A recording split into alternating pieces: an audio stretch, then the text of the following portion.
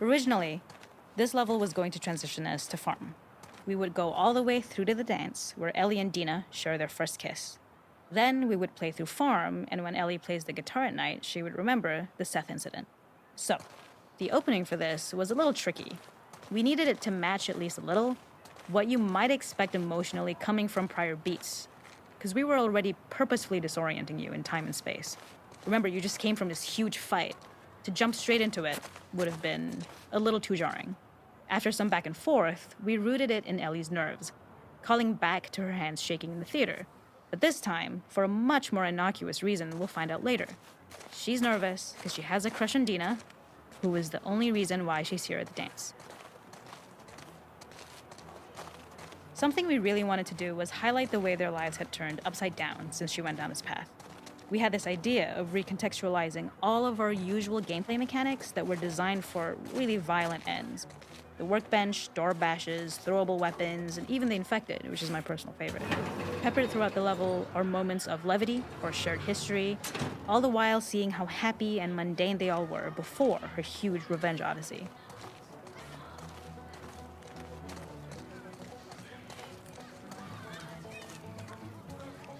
We use our workbench a lot to make a lot of things that kill and maim and hurt people. Here, we had the silly idea of using the same feel, harkening back to the same animations, using the exact same UI to instead fix a drink. Like the workbench, you could pick your base and then you could add something to it. And at the time, we had some different reactions from Ellie based on how strong you chose to make the drink. Something we wanted to prototype though, before it got cut, was picking up some ingredients around to add, like a lime or maybe a bottle of someone's favorite whiskey or salt, like you were earning upgrades. We also toyed with having Ellie carry around the drink you made and occasionally sip it, psyching herself up to go talk to Dina inside because she's nervous. It got too noodly though, because she would need to keep placing it somewhere before she did anything, so it would have ended up more trouble than it was worth.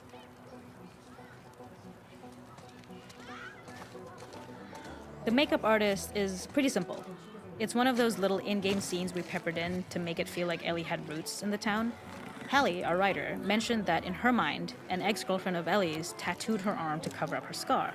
So we figured this might be the only time you get to see that. We wanted to hint at it and allude to it and make it feel like there had been so much more that had been happening and so much more that Ellie threw away.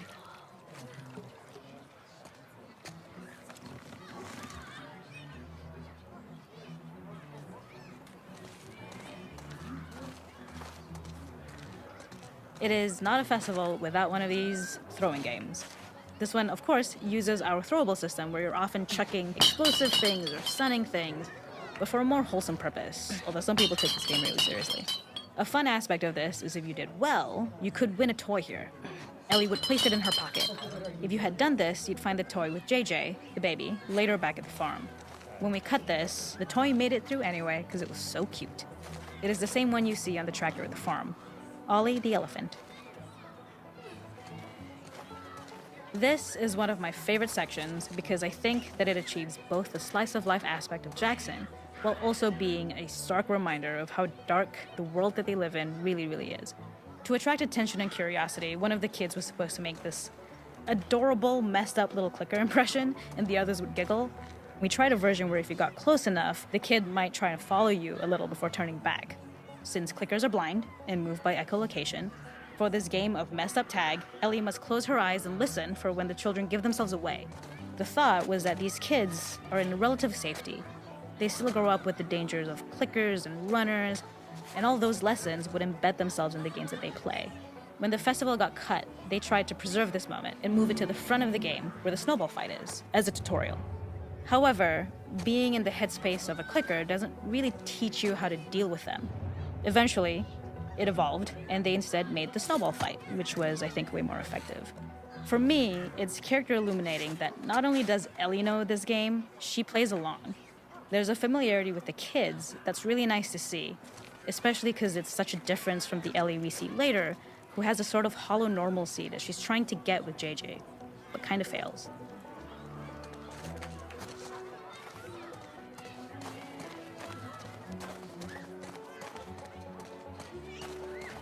There's a hidden spot at the back that was just a bit of fun. It was highlighting Jackson's normalcy with something we would find in a real world. In the back, you would find teenagers finding some alone time with each other in a dark corner of a party. It was rewarding the player for peeking into a hidden corner, but ultimately redirecting them back to the festival. We also had versions of them smoking weed here, despite Maria's consternation, probably having gotten it from Eugene.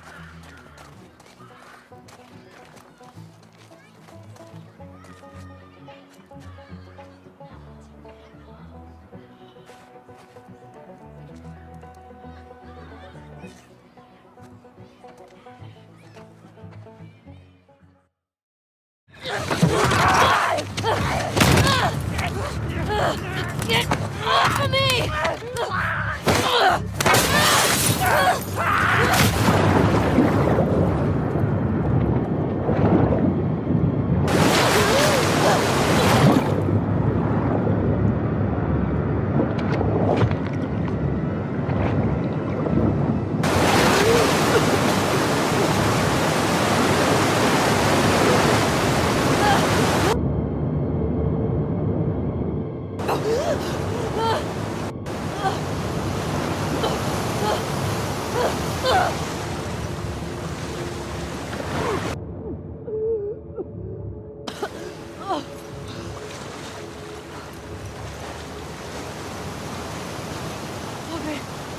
Okay.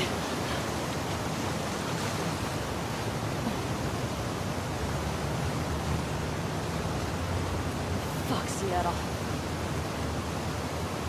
Okay. Where the hell am I? The ladder acts as an immediate goal for the player, but being able to climb out is not going to be so easy. To keep levels interesting and engaging, we alternate between positive and negative values the player experiences. Here, it's a positive to have found the ladder, but then a negative to discover it's not the solution. But then another positive to identify the next short-term goal of the doorway. By alternating between these opposing values, we give players what they expect, but not how they expect it.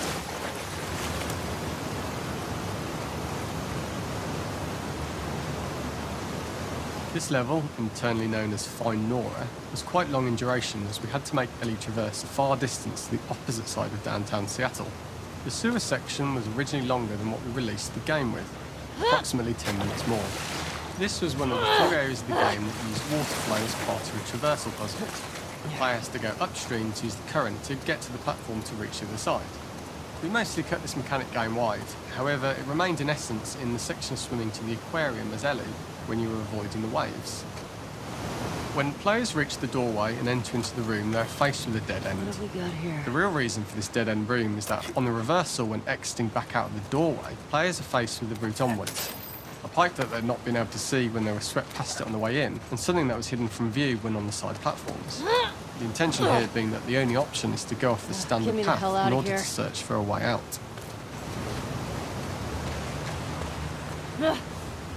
Throughout the rest of the level, we also used light to indicate to the player that they were heading in the right direction.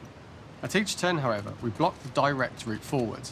Players would know that they just have to keep finding alternative paths, promoting those feelings of being desperate and trapped. We slowly introduced the player to consider climbing into smaller pipes and crouching in these tight spaces. Up and out. This is to slowly build up to and going up and encourage out. the player to climb into such a small pipe that they'd have to be crawling on their stomach, which is something that the player previously may not have recognised as a playable space, let alone the desired route they need to take. We added a tiny space just to reward the player's exploration with a pickup item, and we made sure it was something that made sense that you'd find in this area. A canister and all the garbage that had been washed into the sewers from the surface. We loved the idea of making Ellie prone through a tiny dirty pipe in order to get out, as it was a great opportunity to use our prone mechanic. Where's your The shit, unique Ellie? camera setup was created to support crawling in these pipes, as the standard prone camera is much higher above the player. We also created custom collision in order for Ellie to manoeuvre in these tight spaces easily. Initially, the oblong collision capsule around her character caused issues crawling around corners. We put extra effort into the custom corner collision, so the movement experience is as smooth as the main game. In order for the player to feel cramped, claustrophobic and desperate, we'd been enforcing the traversal mechanics that allow for a tight environment, which promote these feelings. We introduced the use of the squeeze-through so that we can keep the player feeling enclosed and tight, but without repeating the same geometry. Here we change from low ceilings with wider walls to high ceilings and tight walls to change up the spatial pacing and keep the level from repeating itself.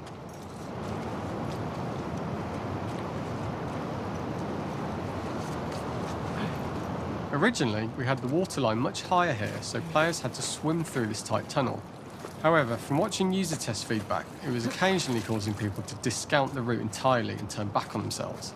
So to avoid any risk of this happening in the final game, we present a lower water level so the tunnel is easy to see and commit to using. Although this isn't as impactful without the prone swim, it's the better decision as it means a smoother experience for the player with no backtracking frustration. We draw the player towards this pipe as it's seemingly the route out of the tight space. Fairly soon it's obvious that this path is blocked. If the player goes all the way up to the bars that block the path, they are rewarded with a pickup so this journey doesn't feel wasted. It is important to encourage the player to try to progress along this path so that they would subtly be thinking of progress in this direction.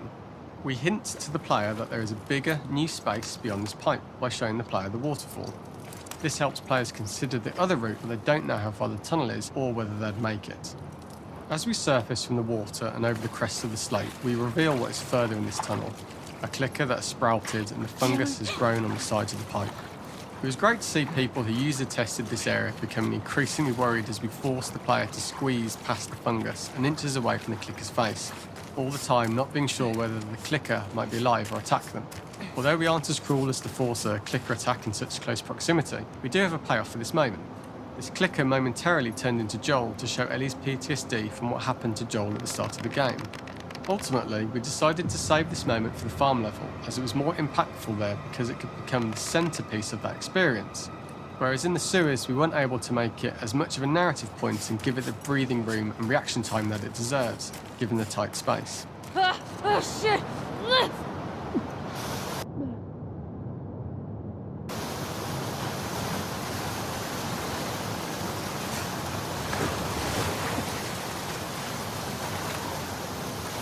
For the final section, we eventually opened you out into a wider area as you traverse through such tight spaces leading up to this. So changing the environmental pacing makes it begin to feel like we're coming to the end of Ellie's ordeal. An earlier iteration used the current that we'd shown at the start for a slightly tougher traversal puzzle to conclude the sewers. The ladder was clearly visible from most of the area, but the player was faced with a fast-flowing torrent of water they couldn't cross. If the player attempted to jump into the water, they were not able to swim across the ladder due to the water's speed.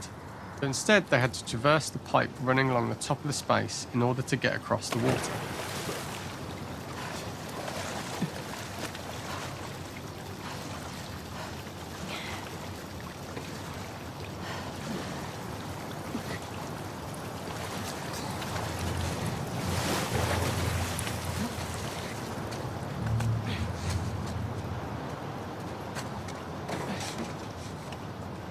Using this pipe was retained in the iteration we shipped with, as it's the last of the extreme methods Ellie has to undergo in order to escape the sewers, and what she will go through in her pursuit of revenge.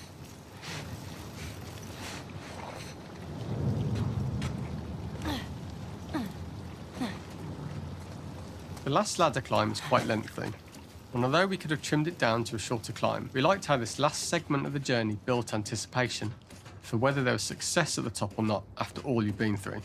Ultimately, the ladder exits out into the subway station, which is how it connects in the final game. Ellie then has to find her way to the hospital from here, crossing paths with the scars for the first time.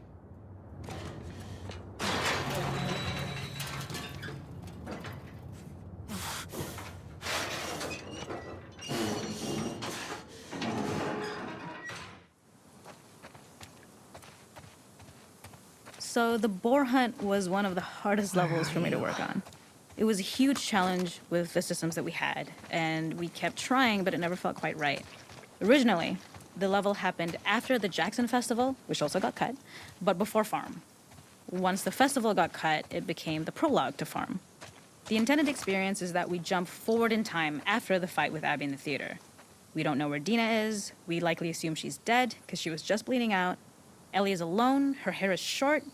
So maybe this is the future or the present. And she's hunting. Hunting who? Abby still? In early iterations of the fight, it was more arena-like. The player slowly whittles down the boar's health. Ellie gets more visceral and more vicious. We get a little worried about her. As the boar gets weaker, more panicked, more feral, and we start feeling sympathetic to the boar was the hope. In all of these iterations, especially of these wider areas, it required custom AI and scripting to make sure it continued to feel organic as an animal, but we really needed it to do specific stuff. It needed to be able to close distances really, really quickly. It needed to charge to attack, but we wanted the feeling of hunting, so we needed to track it down from afar. And we also needed to discourage the player from attacking the boar when it's that close, or it would kind of turn into this melee kerfuffle. How do we do this in our world while keeping the boar believable? We must have gone through 5 or 6 iterations of the boar fight and all, and every single time it changed pretty drastically. We split it into clear phases, where one was like all long range. We tried another where you're getting close and you get the jump on it quite literally. You're jumping off of a rock to attack it. And then finally, we tried a bunch where you almost sort of go around a bunch of trailers and try and wrestle it. We uncovered after some time that taking down a boar over several phases felt very laborious and a little dramatic. It was comically long. It felt too boss-like, a little too gamey. We decided to cut the first 2 phases, and we opted for a cold open after the boar had already been hurt off screen. So that allowed us to focus on feeling like we're closing in on prey and to introduce the boar when it was at its most dangerous. Already hurt, already feral, much too close for comfort. And so the thinking was it would bring us more into Ellie's mindset. Is this really hunting for food, or is she hunting for some other reason? The gas station was built to highlight the boar's destructiveness. Since it's cramped, the boar feels larger. We also feel trapped with it, though perhaps it's trapped with us. When it charges, it gets to us quickly, so we must be on our toes. This made it more aligned with Ellie's sort of hunting for trouble mindset. Listening became more important, as well as moving around slowly so it didn't hear you. Could you spot it before it saw or heard you? And could you get a shot off quickly enough so you could dodge out of the way? Or is the shot worth the cost after? It feels like a gamble. By the end of the fight, everything would likely be in shambles. The boar would burst through the back, and Ellie would follow it and finally enact revenge. Can't see shit.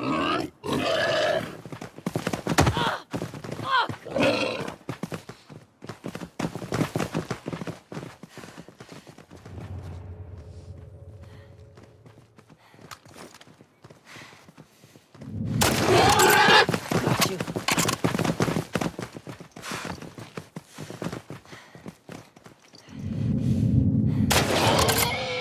It's over. Nowhere to run.